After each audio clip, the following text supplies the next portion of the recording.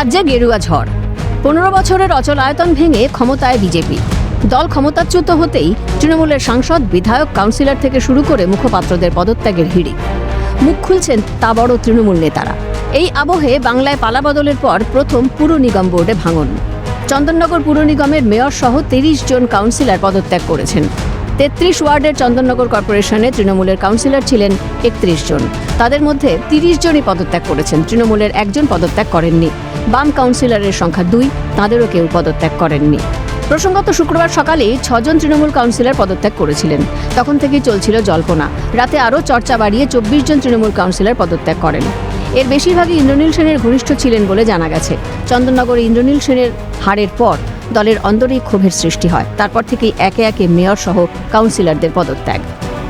আর কোনো দুর্নীতি করা যাবে না, রাজ্যে ক্ষমতায় এসে স্পষ্ট বার্তা মুখ্যমন্ত্রীর। কড়া পদক্ষেপ বিজেপি সরকারের। এবার পুরনগর উন্নয়ন দপ্তর থেকে নির্দেশ দেওয়া হয়েছে পুরসভার খরচের অডিট হবে। ফলে আর্থিক স্বাধীনতা থাকলো না। আমরা পুরো পরিষেবা দিতে মানুষের কাছে দায়বদ্ধ। নাগরিকদের পরিষেবা দেওয়ার ক্ষেত্রে সমস্যা তৈরি হবে। কাজেই আমরা পদত্যাগ করার সিদ্ধান্ত নিলাম, বললেন পদত্যাগী মেয়র রাম চক্রবর্তী। বিধানসভাতে নির্বাচন করে আমাদের মানুষের যে দায় সেটা আমাদের বিরুদ্ধেই গেছে। বিষয়টা দিন যাচ্ছে দেখতে পাচ্ছি যে রাজ্য সরকারের পক্ষ থেকে আমাদের পৌর দপ্তর, আমাদের রাজ্য সরকারের যে পৌর দপ্তর, সেই দপ্তর থেকে একটা নির্দেশনামা দেওয়া হলো যে আমাদের অর্থকরী ব্যাপারে একটা অডিট হবে, তারপরে কোনো অর্থ আমাদের ব্যয় করার একটা স্বাধীনতা। এক্ষেত্রে আমরা দেখছি ন্যূনতম যে খরচ করার মতো স্বাধীনতা আমাদের চন্দননগর নিগমের এই মুহূর্তে। আমরা আমাদের যে মানুষের প্রতি যে দায়বদ্ধতা সেটা আমরা পালন করতে কিন্তু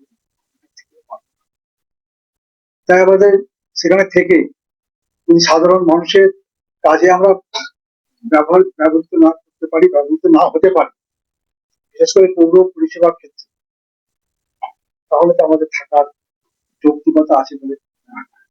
তাই আমরা চিন্তা ভাবনা করলাম যে বোর্ড হিসেবে কাজ করা আমাদের পক্ষে সম্ভব নয়, আমরা প্রত্যেকেই পদত্যাগ করব। এবার কিভাবে পুর নিগমের কাজকর্ম হবে, মানুষ কিভাবে পরিষেবা পাবে? উল্লেখ্য, গেরুয়া ঝড়ে কার্যত ধরাশায়ী হয়েছে উত্তর 24 পরগনার ব্যারাকপুর শিল্পাঞ্চল। ইতিমধ্যে ভাটপাড়া, উত্তর ব্যারাকপুর, হালিশহর, নোয়াপাড়া, টিটাগড় পুরসভায় তৃণমূল কাউন্সিলররা গণ ইস্তফা দিয়েছেন। এবার গঙ্গার ওপারেও সেই হাওয়া। এর আগে ভদ্রেশ্বর পুরসভার মেয়র সহ তৃণমূল কাউন্সিলররাও পদত্যাগ করেছেন। এবার চন্দননগর পুর নিগম বোর্ডে ভাঙন। মানুষ দুর্নীতি মেনে নেয়নি, তাই প্রত্যাখ্যান করেছে।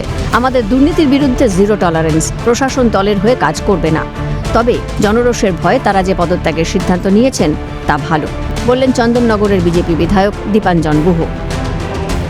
সেই দুর্নীতি মানুষ মেনে নেয়নি, চন্দননগরের মানুষ প্রত্যাখ্যান করেছে। সরকার তো সরকারের কাজ করতে থাকবে। আমাদের জিরো টলারেন্স অন করাপশন আর zero interference on administration. Administration মতন কাজ করবে, অ্যাডমিনিস্ট্রেশন পার্টি অফিসের হয়ে কাজ করবে। তবে এটা ভালো যে তারা জনগণের রোষের ভয় তারা একটা ওয়ে আউট বের করে ডিসিশন দিয়েছে, এটা ভালো। পরিবর্তন চেয়েছে রাজ্যের মানুষ, এসেছে পরিবর্তন। তার ছোঁয়া পড়ছে বিভিন্ন ক্ষেত্রে।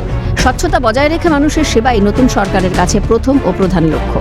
কার্যত জিরো টলারেন্স নীতি মেনে একের পর এক পদক্ষেপ করছেন রাজ্যের মুখ্যমন্ত্রী।